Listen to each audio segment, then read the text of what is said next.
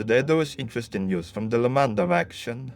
Here Russians press forward and are rapidly burning through their forces, attacking Ukrainians from all sides. Holding an active defense, the Ukrainian Third Army Corps is hitting back hard, denying the Russians new territory and taking advantage of their most exposed positions to make new significant territorial gains of their own. Russian forces continue to push towards Turkey from all sides, but Ukrainian defenders from the 63rd and 60th Mechanized Brigades are defending proactively. They are preventing the enemy from consolidating or entrenching inside the settlement by targeting Russians during their deployment to the front line. In the nearby Serebyansky forest, Russian troops have pushed deeper through its natural cover to move into Torsky by maintaining as small a profile as possible and crawling past Ukrainian positions at night. However, the Russians failed to stay undetected throughout the day, and geolocated footage shows a Ukrainian tank firing at close range into their positions in the ruins of the settlement. The infiltrators tried to seek cover in the trees, but were followed by the armored vehicle and eliminated with another series of devastating shots.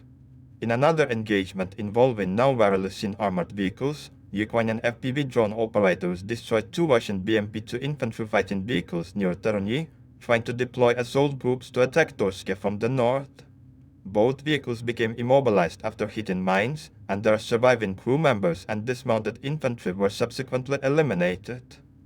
These BMPs were intended to support Russian assaults, but the loss of both, along with their crews, halted any momentum the Russians hoped to build in that direction. The incident further underscores the effectiveness of Ukrainian drone warfare in neutralizing even heavily armored targets before they can influence the battle, which allows the Ukrainians to control large portions of the front line even with reduced personnel.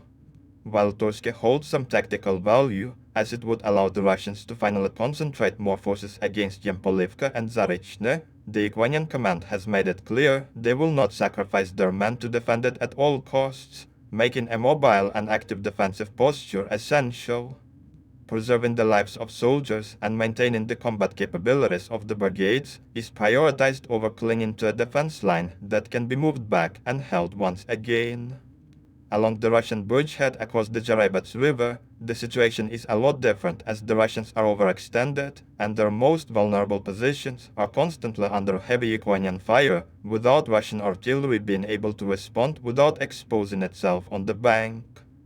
Russian soldiers have to move 15 kilometers on foot at a crawling pace to avoid immediate detection by Ukrainian drones, making any reinforcement attempts costly and slow, and any rapid response impossible. Due to this, the Ukrainians here were able to conduct a counterattack and exploit the weakness of the enemy. Ukrainian fighters from various brigades within the 3rd Army Corps recently recaptured Vidkadub, striking precisely where Russian forces were most exposed. Geolocated first-person footage shows Ukrainian assault troops moving through tree lines and clearing them of forward enemy positions before moving into the rural buildings of the village. Videos from several different soldiers show in detail how the Ukrainian operators clear basement after basement, being guided in real time by drone operators and their officers in field headquarters.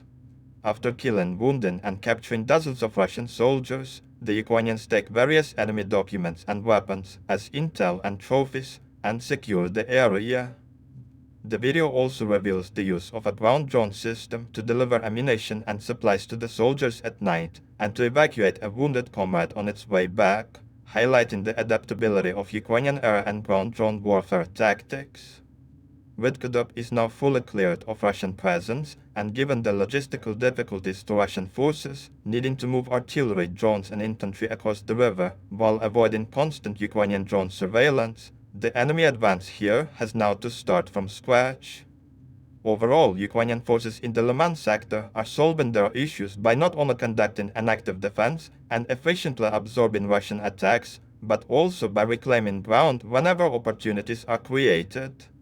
This takes the initiative away from the Russians and does not give them the freedom to operate, keeping them on the back foot and preventing them from making any gains in the area.